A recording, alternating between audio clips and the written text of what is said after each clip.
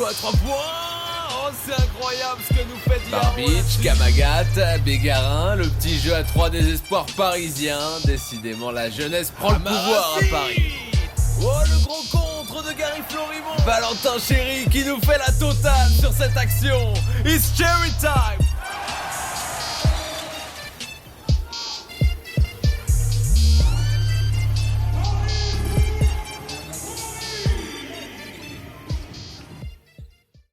Bonjour à toutes et à tous et bienvenue dans Paris Basketball on Air.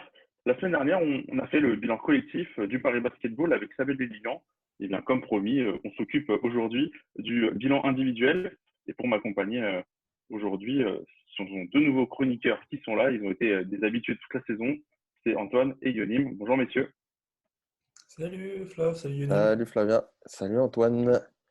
Bon, comment se passe votre petit confinement, votre déconfinement même d'ailleurs? Plutôt pas mal, hein. Écoute, c'est plutôt tranquille pour l'instant. On évite de prendre trop de risques en sortant à tout va dehors, mais ça fait plaisir de se dire que on peut retrouver le soleil parisien. C'est cool. Alors le soleil parisien, oui, pas forcément du coup le basket. Et du coup, avant de démarrer, je vais vous rappeler juste nos réseaux sociaux pour vous tenir un petit peu au courant de l'actualité du club. Paris Basketball on Air sur Facebook et Paris B-8 on Air sur Twitter. Alors, qu'est-ce que nos chroniqueurs ont pensé de la saison des joueurs du Paris Basketball? C'est tout de suite dans le bilan individuel de la saison. Yo yo yo, ici c'est ton bouc d'Andiguel pour Paris Basketball en air. C'est là que ça se passe si tu veux l'actu, cousin. Si. On démarre ce bilan individuel avec un retour rapide sur les joueurs qui ont très peu joué à Paris cette année, et ils sont trois. Je vais vous parler tout d'abord de Evans Ganapamo, qui était pas mal embêté par les blessures au genou, qui n'a pu jouer que 4 matchs de Pro B cette année. 7 minutes de moyenne, 4,3 points à 46% au tir et 2,3 d'évaluation. Bon, il a commis une belle pointe lors de la défaite à Blois en début de saison avec 12 points, un rebond et une interception. Mais on ne va pas s'attarder trop aujourd'hui sur lui parce que c'est compliqué de faire un bilan sur 4 petits matchs. Le deuxième sur lequel on ne va pas faire un bilan plus appuyé que les autres, ce sera Ben Uzo. Alors lui, il est arrivé cet hiver, il est passé vraiment en coup de vent du côté du Paris Basketball avec seulement 8 petits matchs au compteur. Il n'a pas du tout été en réussite et il a quitté le club rapidement avec des moyennes par match de 2,9 points, 2,4 rebonds et moins de 2 passes par match. Et enfin, le dernier sur lequel on ne va pas trop s'attarder non plus aujourd'hui, c'est Marquis Heinz qui a montré d'ailleurs toutes ses qualités à la main du Paris Basketball, mais qui n'a pu jouer que 3 petits matchs avant la suspension de l'année pour 9,3 points, 3 rebonds et 2,7 passes de moyenne. Il avait d'ailleurs démarré du coup sur une excellente lancée et avait fait des grosses performances contre Quimper notamment à domicile et contre Blois. Néanmoins, il y a quand même 10 joueurs sur lesquels on va pouvoir parler aujourd'hui et on va se pencher tout d'abord sur les rookies. Ils sont 3 l'été dernier à être arrivés et à découvrir le haut niveau. On va parler de Milan Barbic, on va parler d'Ismaël Kamagaté et de Johan Bégarin. Et on commence avec le premier, Milan Barbic. Yonim, c'est vers toi que je vais me tourner. Une utilisation du meneur qui était plus ou moins inattendue cette saison pour Milan Barbic. Effectivement, avec le fait qu'il y ait des petits problèmes de meneur derrière Francisco, il a été obligé de beaucoup jouer. C'était la première saison en pro, tout jeune encore, et assez du coup difficile pour lui il était très très vite intégré et il a très très vite beaucoup de minutes.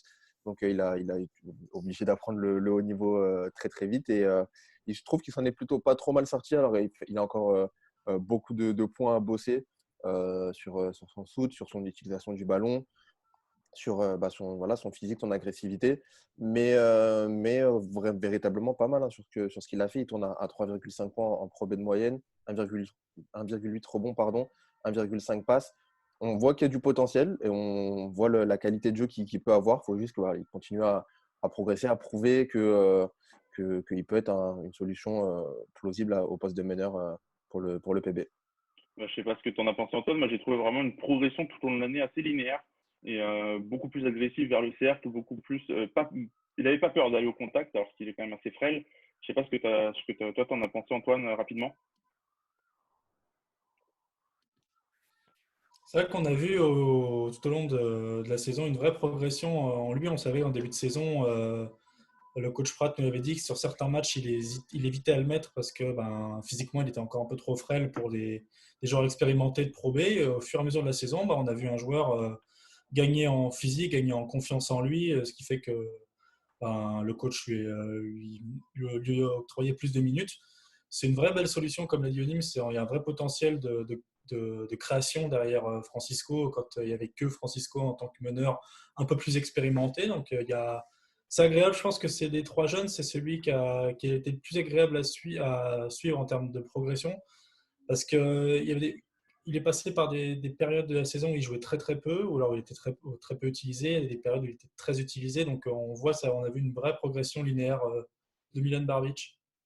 Ouais, c'est l'un des joueurs qui a le plus joué. Il a joué à tous les matchs de la saison à Paris. Il a joué une trentaine de matchs au total en comptant la Leaders Cup et la Pro B. On va enchaîner, messieurs, sur Ismaël Kamagaté. Antoine, c'est vers toi que je vais me tourner. Est-ce que c'est pas le plus surprenant finalement de ces trois au vu de sa saison? Ah si, clairement, c'est le plus surprenant. C'est celui qui devait peut-être ne pas être là non plus puis en raison de la blessure de Sleva, il s'est retrouvé dans le roster. Pivot extrêmement imposant, on le voit par son physique, hein, 2 m 11, il est très très très dissuasif, il protège bien la raquette, il court assez vite, il arrivait à suivre le jeu de transition proposé par le PB quand ça partait en contre-attaque. Tout au long de la saison, on l'avait vraiment gagné en confiance en lui. C'est un joueur qui fait le show, on l'a vu à Bercy ou même certains matchs où il peut tourner à 14-15 points, prendre 8 rebonds. C'est un joueur qui jouait aussi en pôle national. Donc il a vraiment fait une grosse saison, bien occupée en termes de basket. C'est un très très jeune, pivot qui intéresse déjà énormément et hâte de suivre la suite. Ouais, Ouais, déjà, c'est le deuxième, pardon, Yonim, je te donne la parole après. C'est le deuxième contreur de Pro B et aussi le troisième joueur qui met le plus de dunks du championnat, un joueur spectaculaire et qui a fait pas mal lever les foules, notamment à Paris. c'est ça, justement, c'est ce qui était marrant aussi à suivre, c'est le côté timide, on va dire, d'Ismaël en dehors du terrain et le changement qu'il pouvait avoir sur le terrain, justement, où ça devenait une vraie bête au final, parce que voilà, il faisait le show, il tapait des dunks et ça a été ouais, cool à suivre. Et surtout, là où j'étais surpris, tu parlais peut-être de surprise, c'est l'intelligence de jeu qu'il pouvait avoir sous le cercle. Il m'a vraiment impressionné là-dessus. Il est tombé face à des pivots assez expérimentés. Et au final, il était toujours bien placé, il utilisait souvent très bien la balle sous le cercle. Et je trouve qu'effectivement, c'est un pivot à suivre pour la suite. Et si Paris peut le garder, bonne pioche, je pense. Il est sous contrat normalement avec le Paris Basketball, au moins jusqu'à la saison prochaine. Et moi, j'ai bien aimé son duo qu'il formait avec Gary Florimon cette année, notamment peut-être quand Gary avait plus de difficultés sur certains matchs. Eh bien, Ismaël, lui, prenait confiance, prenait vraiment le lead. Il y a pas mal de matchs aussi, on a trouvé où la renaissance de Paris, c'est une équipe qui a eu pas mal d'irrégularités, on l'a dit la semaine dernière dans le bilan collectif. Et bien Ismaël, parfois, était justement ce détonateur, le joueur qui faisait que Paris reprenait confiance avec des gros stops défensifs, avec des grosses actions, et c'est vraiment très, très intéressant. Est-ce que vous avez Beaucoup un de dernier fautes, mot à hein. ajouter? Comment?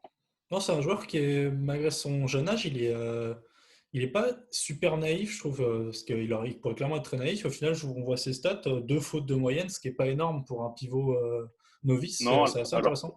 après c'est arrivé plusieurs fois quand même qu'il saute quand même sur des shoots alors qu'il n'a pas forcément besoin. Il est juste très dissuasif avec son physique, ses grands bras.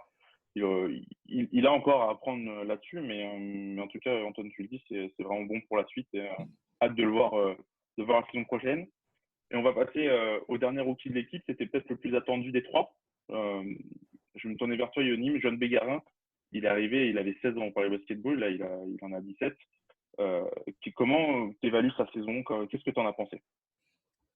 Je suis, alors, pour un aussi jeune joueur, félicitations à lui. Un petit peu déçu je m'attendais peut-être à un peu plus parce qu'on en a beaucoup parlé, le fait que ce soit un jeune prospect qui vise la NBA, etc. Et il y a pas mal de matchs où il était assez en difficulté. Là où je trouve qu'il a eu l'intelligence enfin, il était assez intelligent, c'est justement dans ces matchs-là de pas trop forcer non plus. Il était sur une saison d'apprentissage aussi. Et, au final, il a quelques matchs où tu vois enfin, on parle de trois mecs avec des potentiels, mais Bégarin, tu vois vraiment qu'il peut faire très très mal enfin, c'est des pros finalement. Et il tourne là en Pro B à 4,8 points de moyenne. Il est à 43%, à 45% même au shoot. Mm. Il lui manque peut-être à progresser encore sur son shoot extérieur. Où je pense que pour un poste 3, ça peut être, comme lui, ça peut être une bonne arme en plus. Mais voilà, après, en termes de physique, de pénétration, de jeu vers l'avant, il est très, très, très impressionnant. Ouais, son profil colle plutôt bien à l'identité que Paris veut adopter, très défensive et très, très rapide pour aller marquer des paniers faciles. C'est ça. Antoine, un petit mot sur Jeanne Bégarin, une saison quand même plutôt réussie de la part du jeune joueur. Plutôt réussi. Yoni m'a très bien résumé le cas Bégarin. Plutôt réussi. Après, faut pas oublier qu'il a 17 ans. Il a une grosse confiance en lui. C'est vrai que c'est le profil parfait, rapide, puissant, qui peut terminer très fort, qui est vraiment dans une identité de jeu en transition. Il est vraiment parfait pour suivre. Après, voilà, je ne vais pas répéter ce qu'a dit Yonim. C'est le shoot extérieur et à bosser 28,8%, 29%. C'est un peu faible. Après, il est 17 ans, pareil. C'est un rookie. Donc, ça peut caler vers l'avant. Puis je pense il a pas mal le fait d'aller, on en a pas mal parlé cette saison, là, le fait qu'il aille aux États-Unis, au NBA Without Border, là, avec pas mal de prospects européens. Il a pu se confronter aussi à d'autres jeunes. Il a pu voir aussi ce qui lui manquait ou ce qu'il avait en plus par rapport à d'autres. Il a pu se comparer à d'autres jeunes en plus de faire les tournois internationaux avec l'équipe de France, etc., l'été d'avant. Donc, il est dans cette phase d'apprentissage, de progrès, de progression. Et j'ai vu une progression chez lui cette saison. Et j'ai hâte de le retrouver l'année prochaine pour qu'il nous tape encore des gros dunks et qu'il nous enflamme le Carpentier. Ça ferait plaisir. Ouais. Et je Ouais, sais c'est pas un si joueur vous, qui vous n'avez pas été impressionné, mais pour un gamin, pour un aussi jeune, genre physiquement pour la Pro B, je le trouvais quand même assez prêt. Enfin, il répondait bien aux critères physiques de la Pro B, hein. Bah alors moi je me souviens du match de Coupe de France forcément qui est peut-être son moment cette saison où dès le départ il met 8 ou 10 points 10 points de suite pour Paris avec deux gros dunks. Enfin, ça avait été vraiment vraiment fou et c'est peut-être là aussi où on a senti vraiment le potentiel peut-être le plus c'est peut-être le moment le plus fort où on a senti ce potentiel là pour Jeanne. D'accord. Euh, on va passer à ceux qu'on a appelés les cadres de l'équipe, ceux qui ont marqué la saison de leur performance. Ils sont trois. On va commencer avec Nobel Bunkolo. Antoine, je vais me tourner vers toi. Qu'est-ce qu'il faut retenir un peu de la saison de Nobel, sa première saison en Pro B, et comment il s'est adapté à la situation? Déjà, c'est vrai que pour placer Nobel Mukolo et Pro B, c'est quand même assez surprenant parce que c'était une super pioche du Paris Basket, parce que c'est sûrement, il y a des très bons joueurs en Pro B, mais il fait partie des meilleurs joueurs du championnat. Talent offensif, vrai talent offensif, qui provoque beaucoup de fautes, qui parle beaucoup sur un terrain, ça on l'a beaucoup ressenti, mais capable de scorer, on va dire là, il a une moyenne de 16 points, si je me trompe pas, c'est 16,5 points, pardon, deux passes, qui peut prendre. C'est un joueur complet, c'est un all-around player qui a confiance en lui, qui veut vraiment faire progresser l'équipe. On a tendance à avoir un peu de nonchalance parfois, mais non, pas du tout. C'est un joueur qui est très très concerné dans le projet du Paris Basketball. Parfois un petit peu trop obstiné, on peut lui reprocher ça, c'est-à-dire qu'il a tendance à se mettre dans le corner et parfois attendre. Ça a été un petit souci sur quelques matchs. Après, les stats parlent pour lui et même ses rankings, 6e meilleur score de Pro B, 5e intercepteur, 16e évaluation de Pro B. C'est un très bon joueur, c'est un atout expérience parce qu'il est champion, il a joué en Europe, il a joué en Euroleague, il est champion de JP Elite avec Limoges. C'est clairement, il peut être considéré comme le meilleur joueur, le meilleur attaquant et le meilleur joueur de cette équipe du Paris Basketball. Et c'est une vraie aubaine de l'avoir pour les jeunes et même pour la Pro B en général. Absolument, il a montré, il a fait progresser cette équipe cette année. Yonim, qu'est-ce que tu en as pensé un peu de sa saison à Nobel? C'est paradoxal parce que il m'a énormément frustré dans le sens où il y a des matchs où j'avais l'impression qu'il n'était pas dans le match et tu regardes la feuille de stats et en fait il a 17, 18, 20 points Il et score, ouais. tu sais, enfin, c'est là le talent du gars, c'est-à-dire que c'est là où tu vois que facilement il est capable, c'est un scoreur naturel et qu'il fait partie effectivement des meilleurs attaquants, des meilleurs joueurs de cette Pro B. Et tu l'as dit Antoine, heureusement et tant mieux, enfin heureusement et tant mieux que Nobel était là cette saison et, et ouais, il a pas mal progressé. En tout cas, il m'a fait mentir aussi défensivement. des fois, je le voyais pas trop concerné. En fait, il est quand même assez actif. Il a les mains baladeuses. Il a ce côté expérience au final du mec qui a joué au plus haut niveau et qui sait comment ça se passe sans trop se forcer. Et belle saison finalement, meilleur score de cette équipe. Et heureusement que Paris l'avait. Non, moi, justement, Antoine parlait de l'attaque. Moi, c'est vraiment la défense qui m'a le plus impressionné dans sa saison. Tu disais, cinquième meilleur intercepteur, il est quasiment à 2 interceptions par match cette année. Pour moi, il était l'une des pièces maîtresses justement de cette défense. Il y a eu des moments dans la saison, il y a eu certains matchs où il était vraiment la personne il prenait, je sais pas, 3 interceptions en 5 minutes. Il permettait à l'équipe de faire beaucoup de stops et de revenir dans des matchs où c'était vraiment très compliqué pour eux. Et pour moi, c'est ça aussi. Il a en fait cette âme de leader sur le terrain, pas forcément vocal, mais au moins en termes simplement de joueur. Tout Impact, simplement, ouais. il montre l'exemple. Ah, il montre l'exemple. Il a un impact très très fort. Un autre joueur qui a eu un impact très très fort, c'est celui qui a été le meneur titulaire cette année et qui enchaînait sa deuxième saison avec Paris.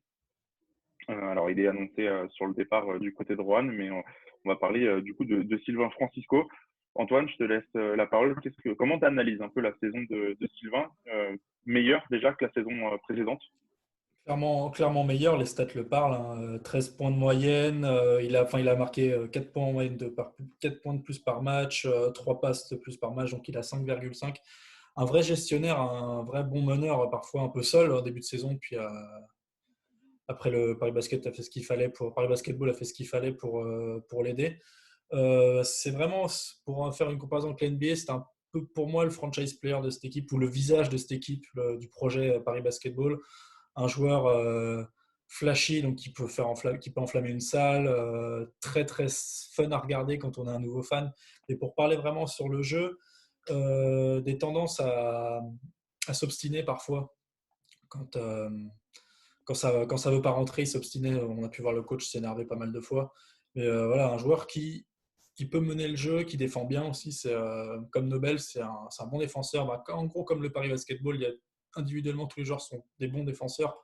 On l'a vu cette année, il a vraiment pris une autre dimension. Un joueur extrêmement agaçant aussi pour les défenses adverses. On l'a vu se prendre beaucoup, beaucoup de coups parce que c'est un joueur vraiment infernal à défendre. Et une progression super intéressante quand on voit notamment son shoot n'a pas énormément progressé parce qu'il a augmenté son volume. Donc on voit il a eu beaucoup plus de responsabilités, puis il a plutôt bien assumé. Moi, j'ai beaucoup aimé son côté gestionnaire. Alors, tu l'as dit, ça a été très compliqué parce il a passé la plupart de la saison sans un meneur à côté de lui, avec un meneur d'expérience en tout cas. Et moi, j'ai trouvé, voilà, il est dans les meilleurs passeurs du championnat. Il est sixième meilleur passeur de Pro B avec 5,5 passes.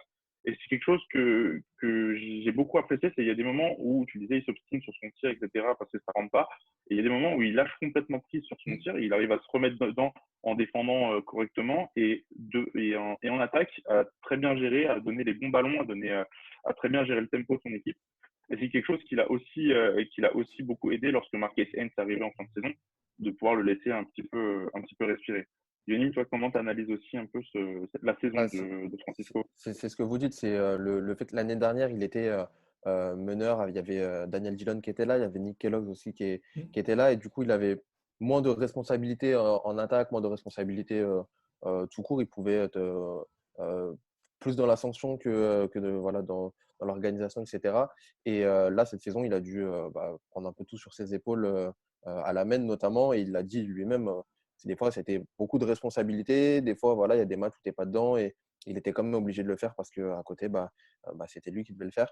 Donc ouais, il y a des matchs où tu sens qu'il était un peu obstiné, comme vous avez pu dire. Mais au final, très, très belle révélation et très, très jeune. Antoine, tu l'as dit, ce côté showman qui fait plaisir aussi. Le fait de pouvoir. Il est petit, mais ça, c'est une arme supplémentaire pour lui. Voilà, vitesse, pénétration très très fort. Et puis à 3 points, et ça peut sanctionner à tout va. Et j'ai vu une belle saison, en tout cas, de Sylvain. Et j'espère que voilà, il va continuer à progresser en espérant qu'il reste à Paris. On va voir comment ça va se passer. Mais en tout cas, j'ai vu une belle saison de Sylvain Francisco. Eh bien, on va enchaîner avec le dernier des trois cadres qu'on a sélectionnés. Alors lui, c'est une progression fulgurante pour un poste sur lequel il n'avait jamais évolué.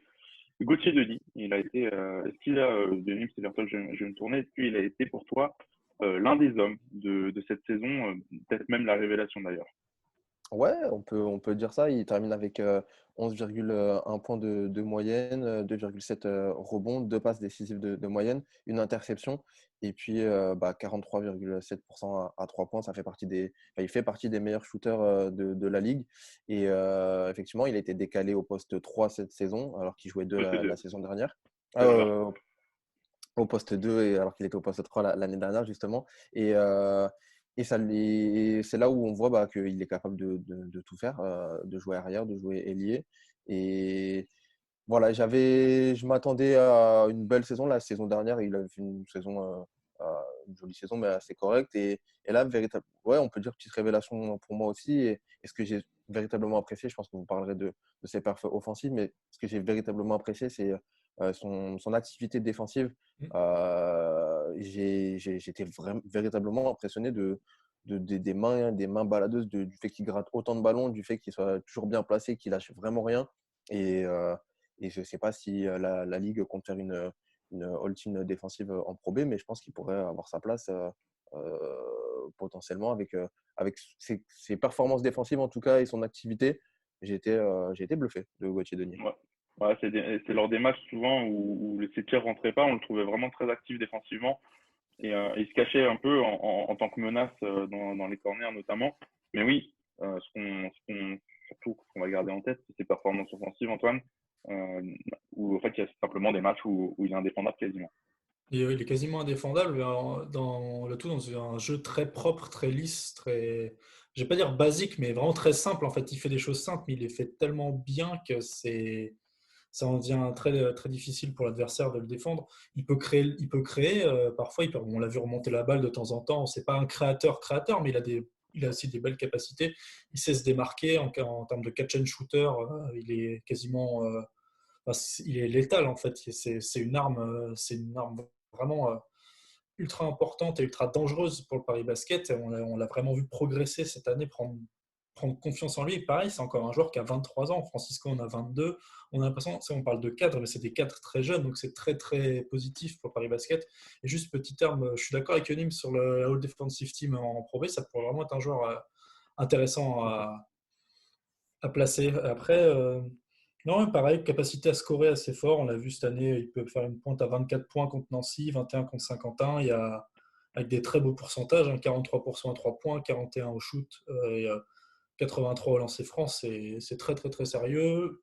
Il gaspille pas trop parce qu'il perd que 2 ballons. Donc c'est que du positif pour ce poste 2 au PB.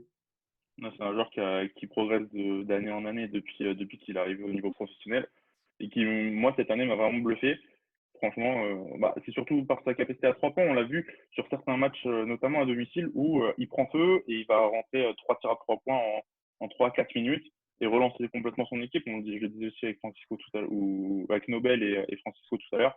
Mais Gauthier Denis, c'est la même chose. C'est quelqu'un qui peut prendre feu très rapidement et faire très très mal à l'adversaire et prendre une avance considérable dans le match grâce à sa capacité à scorer. On va enchaîner, messieurs, avec l'avant-dernière catégorie. Alors celle-là, on l'a nommé les anciens. C'est un peu les expérimentés de l'effectif du Paris Basketball. Ils sont 2 dans cette catégorie, Amarassi évidemment et Gary Florimond, le capitaine. Et on va commencer par le natif de la capitale, monsieur Amarassi. Vers Antoine, c'est vers Antoine que je vais me tourner. Comment, pour toi, c'est passé l'adaptation à la Pro B pour l'Amiral?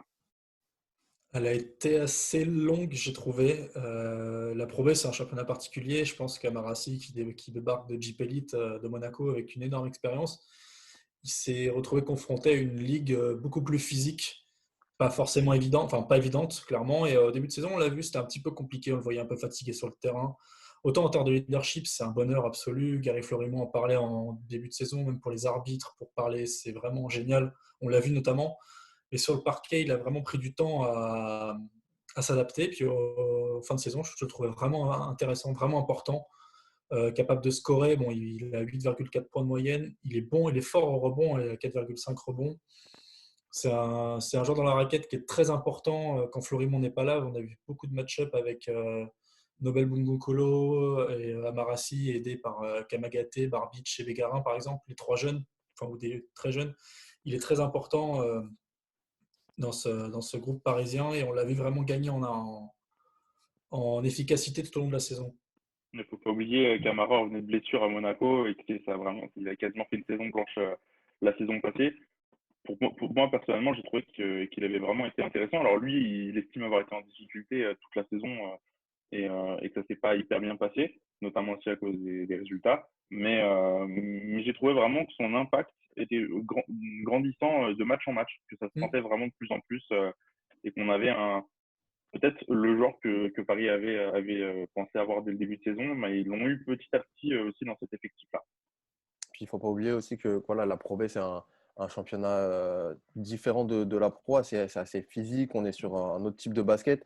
Et voilà, tu t'appelles Amarassi, tu arrives en Pro B. Il y a aussi un temps d'adaptation, tu peux être le champion que tu veux. Il faut aussi t'adapter aux joueurs que tu vas avoir tous les soirs en face de toi, sur voilà, la manière de jouer. Et quand tu reviens effectivement de blessure, quand tu reviens sur un nouveau rythme avec un nouveau club, voilà, il faut se remettre dedans et ça a été tu l'as dit, une progression. Il a pris de mieux en mieux il a abordé de mieux en mieux les matchs. Alors des fois, il y avait des résultats assez frustrants pour lui et pour tout le club finalement, mais homme d'expérience et il l'a prouvé tout au long de la saison, effectivement. Ouais, c'est un joueur, du coup, Amarafi, qui s'est blessé en fin de saison, qui avait loupé les 3-4 derniers matchs de l'année, qui maintenant est revenu de blessure et devrait pouvoir reprendre l'entraînement dès que Paris le pourra. On va enchaîner avec le capitaine du Paris Basketball, Gary Florimon. Yannick, je me tourne vers toi. Il a fait une très bonne première saison du côté de Paris la saison dernière. Qu'est-ce que tu as pensé un peu de ta deuxième saison justement au Paris Basketball? Dans la même veine, un petit peu de ce mec qui a de l'expérience, voilà, là, à 32 ans, qui a connu aussi la Pro A, qui a connu pas mal de clubs d'expérience. Et au final, il tourne à 10,1 points par match, 5,1 rebonds, 2 assists, enfin 2,1 passes décisives par match. Voilà, on est sur 11,7 déval tout au long de la saison en Pro B. Et voilà, en termes de statistiques, toujours là. En termes d'impact aussi. Après, il a eu des fois, il y a des petits problèmes dans la raquette, en termes de fautes notamment, en termes voilà, il y a des shoots où il avait du mal à des choses pas faciles, mais des choses où on pouvait espérer qu'il fasse mieux. Mais vu que c'est un grand bonhomme aussi, il sait, voilà, derrière, il y a Ismaël Kamagaté, il sait mettre en confiance aussi les autres. Et je pense que c'est ça que je vais retenir de Gary, c'est même si lui, des fois, peut être dans la galère, même si voilà, lui, il est un peu en difficulté ou pas, voilà, capitaine, même s'il n'aime pas trop ce terme-là, au final, il a prouvé qu'il pouvait remotiver tout le monde, qu'il pouvait voilà, mettre en confiance les autres, qu'il pouvait, entre guillemets, s'effacer pour laisser briller les autres. Donc, j'ai bien aimé sa saison, mine de rien, à Gary. Antoine, on parlait d'un leader sur le terrain pour Nobel Bunkolo. Là, on est plus sur un leader vocal, vraiment un homme de vestiaire pour Paris avec Gary Florimon. Ouais, une force tranquille, mais qui sait recadrer ses coéquipiers et les jeunes quand il le faut. On l'a vu à pas mal de reprises. Et surtout qui sait s'effacer quand, comme l'a dit Yonim, quand ça va pas. Surtout en fin de saison, on l'a vu Kamagaté qui prend de plus en plus d'ampleur. Et quand vraiment ça voulait pas pour Florimon, ça lui posait pas de problème d'aller sur le banc et de laisser Kamagaté parfois terminer les matchs ou se développer beaucoup plus. Non, sa saison, elle est très intéressante. Pareil, c'est un scoreur, il promet du rebond, c'est un beau physique hein, pour la Pro B. Hein. Il en faut des mecs comme ça, surtout dans ta raquette, quand tu as un Marassi qui débarque, il faut qu'il s'adapte, ou qu'on a des jeunes, ça fait du bien d'avoir un point d'ancrage comme Gary Florimon pour rassurer tout le monde, que ce soit dans le jeu Donc, sur le terrain, il et faut toujours quelqu'un, communication. un joueur qui aille parler à l'arbitre. C'est enfin, Il c'est aime beaucoup aussi. Il aime on n'est beaucoup pas obligé. parler et c'est Mais peut-être il en faut au moins un. Et il a pris cette casquette-là, bon, peut-être naturellement, mais voilà, c'est le joueur qui est capable ouais, de faire des gueulantes, petit relais du coach aussi sur le terrain bah, on l'a dit hein, vocalement, vraiment véritablement très présent cette saison. Vous n'avez pas trouvé, moi c'est un peu ce que j'ai noté, c'est sa sélection de tir parfois qui est pas optimale. Parfois prend pas mal trop de mi-distance même qui sont pas des bons tirs et qui peuvent C'est parfois plomber l'équipe. Je sais pas trop, c'est peut-être à lui d'ailleurs qu'on donnait un peu trop souvent la balle sur les fins de possession. Je sais pas comment c'est son défaut, le sentez.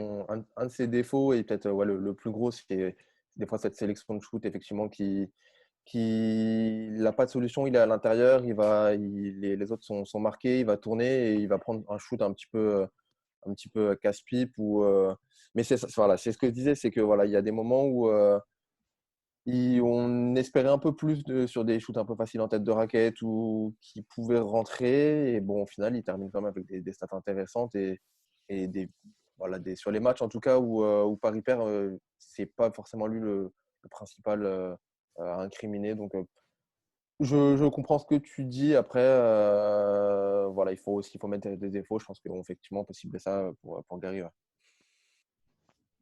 Antoine, un dernier mot ou sinon on enchaîne sur la dernière partie. Non, Yannis m'a très bien résumé. Je pense qu'on peut enchaîner. Et bah, du coup, on va boucler cette émission avec les deux derniers joueurs de l'effectif, ce sera Valentin Chéry et Dustin Sleva. Tous les deux, ils ont été un petit peu embêtés par les blessures, notamment le deuxième. Et on va commencer par Valentin Chéry. Antoine, c'est vers toi que je vais me tourner. Comment tu l'as trouvé cette année? Lui aussi était là, était présent la saison dernière au Paris Basketball. Et il enchaîne du coup avec une deuxième saison. Comment tu l'as trouvé cette année? Ah, il a eu déjà une saison un peu compliquée pour lui en termes de blessures. On l'a vu partir, revenir, faire des tests, problème à Not- la cheville notamment. Notamment en fin de saison. Alors, il a quand même joué 20 Notamment, matchs ouais. en Pro B sur les 23, Ah oui, non, mais, bien sûr. mais, euh, mais il y a eu des matchs où il a très peu joué, où on l'a vu rechuter sur ses blessures. Ouais, on l'a vu rechuter. Après, c'est un bosseur, c'est un joueur qu'on on voit progresser, on voit vraiment une vraie progression. Coach Pratt en parlait notamment, il a bossé sur son shoot et on voit que son shoot se développe. Il a un jeu post-bas qui est très intéressant et physiquement, c'est un très bel athlète. C'est vraiment un très très bel athlète, très intéressant pour le Paris Basketball. Après, on regarde un peu ses stats. Oui, il a 4 points, 3 rebonds. Il peut faire quasiment une passe. C'est un long projet aussi, Valentin Chéry, je trouve. Il y a encore beaucoup de progrès à faire, mais on l'a vu tout au long de la saison qu'il était prêt à faire les progrès nécessaires. Je vais revenir notamment sur son shoot. Et ça peut être Ah, intéressant pour l'avenir. son shoot qui a énormément progressé. L'année dernière, il avait pas pris de tir à 3 points l'année dernière. Cette année, il en tentait un tous les deux matchs. Il en rentrait 40%. Donc, on était vraiment sur une progression au niveau du tir qui est là-dessus, Hmm. on va dire incroyable, mais vraiment à noter. Il a posé quelques daggers à un moment donné sur certains matchs où il se met à 3 points et on lui donne la balle et c'est dans des moments chauds et bam, il va scorer à 3 points Contre Rouen et notamment. c'est ça. Contre Rouen notamment, il mène 9 points et 13 rebonds. Très très fort. Et ouais, il a encore à progresser forcément, tout le monde, dans tout l'effectif, lui particulièrement sur son shoot. Après, voilà, c'est un poste 4 aussi, un, un mec qui est censé être euh, logiquement au rebond et ça, il l'a plutôt bien fait. Voilà, moi j'étais relativement satisfait quand même de son apport sur le terrain. Je pense qu'il mérite aussi pas mal enfin, de prendre un peu plus de minutes et un rôle un peu plus important dans cette équipe. Voilà pour Valentin. Après, ce qui a été compliqué, c'est justement, il a progressé sur son tir à 3 points, mais c'est pas un spécialiste de l'exercice. Et c'est quelque chose qui a embêté Paris pendant un bon moment dans l'année, c'est que Paris était embêté par son spacing et pouvait pas avoir un ailier fort comme Valentin Chéry qui pouvait prendre plusieurs tirs à 3 points, les mettre forcément, ça a été un peu compliqué. Et ça nous amène du coup sur le dernier joueur. Alors lui, il avait manqué tout le début de la saison pour une fracture à la malléole. C'est Dustin Sleva. Il est revenu sur les parquets en décembre et son retour avait débloqué pas mal de choses. Hein. Bah, justement, tu parles de ce côté spacing et de stretch fort comme on aime en parler. Franchement, beaucoup je pense beaucoup de bien de Sleva et c'est aussi le poste 4 qui manquait à Paris en début de saison. Il tourne du coup à 8,1 points de moyenne, 2,8 rebonds par match, 1,7 7 assists. Et puis, en pourcentage à 3 points, il est à 40,7%. C'est ce qu'il fallait à Paris. De la combativité sous la raquette, bien évidemment. Et puis, le côté spacing est capable de sanctionner à 3 points. Et cette menace constante, que ça soit sous la raquette ou à l'extérieur. Voilà, un Américain qui fait véritablement du bien à Paris, je pense. Alors, je ne sais plus si vous vous souvenez, dès son premier match, dès son retour en Pro B, il avait fait énormément de mal à 3 points. Il avait eu une crise dès le début du match, mais il en rentre 1, 2 ou 3. Derrière, ça avait été un peu plus compliqué sur la suite de la saison pour retrouver du rythme et tout. Et puis, il a pris confiance. Et il a fait des très grosses performances cette saison, Antoine. Il a fait des très très grosses performances. Il a eu un petit peu de mal à revenir. Enfin, il a un petit creux lors de son retour. Puis après, on l'a revu totalement. Le niveau qu'on avait, le vrai Dustin Sleva qu'on avait l'année dernière, hein, capable de défendre. On l'a vu bien progresser en défense et de prendre feu, que ce soit à 3 points, en stretch ou vraiment même de pénétrer. Hein. Il a bien progressé en ce secteur-là aussi. C'est un joueur qui s'est beaucoup remis en question et c'est un vrai bosseur et c'est un vrai plus de le voir revenir dans la saison.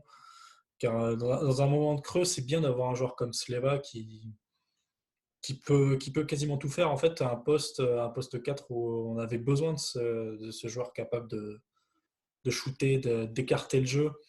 Il a fait énormément de bien et c'est un vrai plaisir de le revoir. Et puis, il a un drive hyper intéressant. Moi, de toute façon, ce que j'ai noté, c'est que ses 3 meilleures évaluations de la saison, c'est sur la 17e, la 22e et la 23e journée. Donc, sur 3 des 5 dernières journées de championnat. Clairement, ça montre un peu sa progression. C'est qu'il il était quasiment arrivé à son top au moment où la saison s'est arrêtée.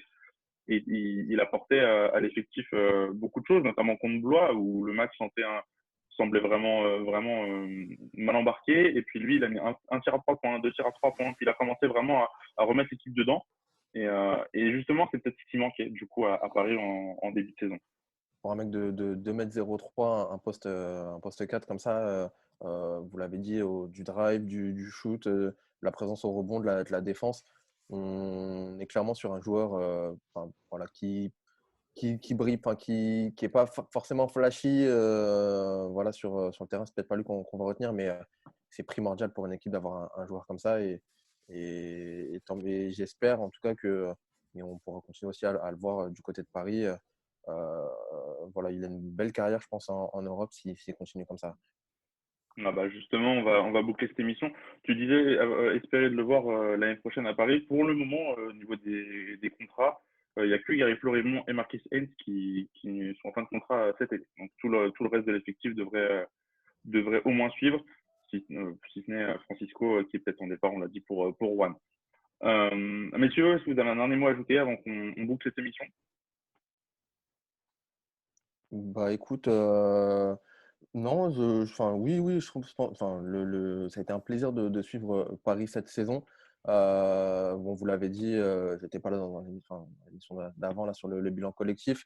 Frustrant quand même de ces résultats et on aurait peut-être pu espérer voir Paris un peu plus haut. Au final, ils n'étaient pas si loin que ça, donc ça va mettre en balance aussi. Et puis content des joueurs, d'un point de vue plus individuel, content des joueurs. Il y a eu des tensions en début de saison, il y a eu pas mal de des choses qui se sont dites. Mais au final, c'est la vie d'un club professionnel et sur le terrain, les mecs ont répondu. Ils ont prouvé que c'était des professionnels, des champions, comme on dit. Et voilà, plutôt content de ces mecs-là et de les avoir suivis cette saison. L'événement dont tu parles entre Amarassi et Nobel Boncolo, ça a peut-être aussi été fédérateur pour cette équipe-là. C'est ce que le coach a répété plusieurs fois cette saison. L'équipe s'est forgé un caractère après cet événement. Antoine, un petit dernier mot également? Pareil comme Yonim, ça a été un vrai plaisir de suivre cette équipe et de suivre la progression de ce très jeune club qui a que 2 ans. Voir vraiment un caractère dans cette équipe et une identité très très très très propre. C'est vrai qu'on disait, certains joueurs disaient quand les autres équipes viennent à Paris, ou quand Paris se déplace, on a envie de les battre ou de leur faire mal, hein, parce que c'est la capitale et parce que le projet est vraiment jeune. Et au final, en réponse, on a pu voir cette année une équipe se développer et naître une vraie fierté dans le jeu et en dehors, une vraie belle identité. Et on a hâte de suivre ça et de continuer cette belle aventure. Ah bah exactement, pareil pour moi. C'est maintenant du coup que se termine notre émission. Merci à vous de nous avoir écoutés pour toute la saison. C'est un plaisir du coup pour nous de vous la faire partager. On se retrouve sur nos réseaux sociaux comme d'habitude et dans quelques jours pour connaître la décision de la LNB sur la fin de saison. Messieurs, je vous dis à bientôt et on espère que le basket reviendra vite. Ciao. Salut. Ciao.